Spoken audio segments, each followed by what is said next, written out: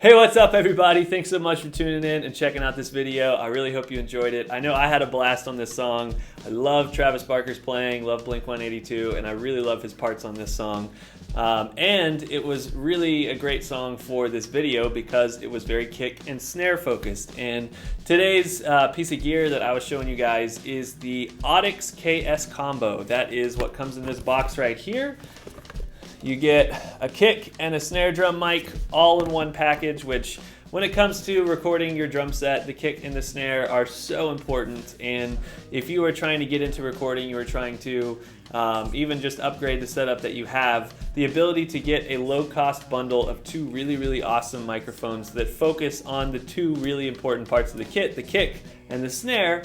I mean, that's a win-win package, especially at the price point of this Audix KS combo. And so you get the i5 on the snare, which so many people rave about this microphone. This is my first experience with it, and I personally, like, first time recording it, I've heard it used before and thought it was great, but tracking this for the first time, I think one of the coolest things about it is it handles really high SPLs, sound pressure levels, really well. In fact, I was what you would consider peaking the microphone at one point because I quickly set up prior to the video, and I didn't even realize it because in my ears I didn't hear this thing peaking, and that's something that the i5 is really specialized and does a great job of, is handling those high SPLs and not distorting. And that's really awesome because in a live environment, in a studio environment, if you make a mistake and you do gain it up too much, then you want a microphone that can handle that, especially as a newer recording engineer, someone who hasn't recorded a whole bunch of stuff. If you're just getting into it, sometimes you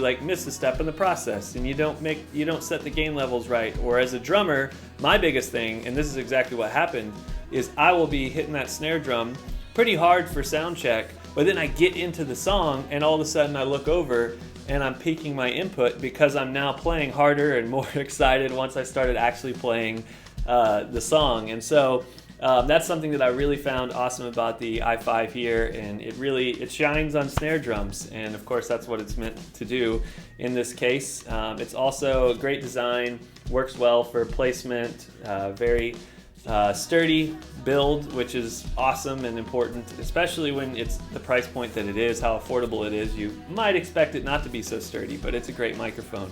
Alright, so next up is the Audix D6. This is what they put in the kick snare combo for the kick drum, and this mic is very well reviewed and raved about. This thing is also another piece of the puzzle that I was really impressed with because of how forgiving it is, how easy it is to use. Kick drums are not easy to mic and to mic well, especially when you're just using one microphone. It's a lot easier when you have multiple mics and you can blend the different inputs together in order to create the sound that you're looking for. But when you only have one mic dedicated to your kick drum, so often I find myself, and I know a lot of engineers that I've worked with, find themselves spending 30-45 minutes just moving the microphone minute places into the drum, aiming it a little bit at the shell, trying to get it a little more towards the center, making sure I pick up that beater. And so the thing that the D6 is it's very forgiving. It's very low mass diaphragm, allows you to get a great sound without much work on the placement at all. In fact, basically wherever you put it, you're going to pick up a great sound of the kick drum. And so that is really important, especially as a newer drummer, newer recording engineer, to be able to get a consistent, solid sound from your kick mic every single time. I mean, this drum sounds awesome. This is a Masters Maple Gum kick drum, and so the fact I can just put this thing anywhere in there and it's going to sound great because of that diaphragm and the way that they set this mic up. And so it's got a few bumps in the frequency range there that kind of give it a little bit of character. It's not like a completely transparent, clean microphone that just shows you the true tone of the drum. It does give you a little bit of character to it, and once again falling right into the realm of making it easier to record, making recording accessible with the price point of this. That D6 having those bumps in the frequency range to kind of pre-EQ the drum tone.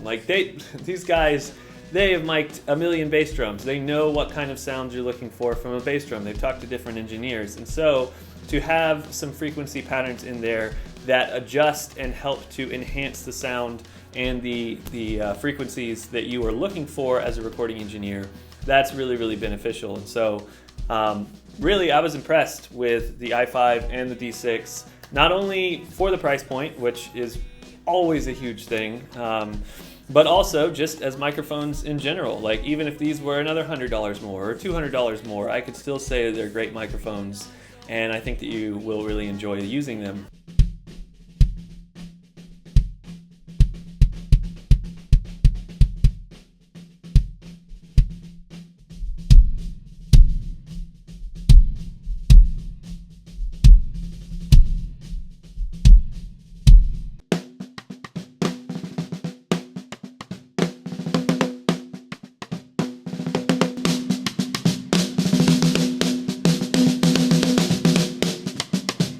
Now, on the setup here, the main reason that I did it this way is I wanted to have my mix focus on the kick and the snare.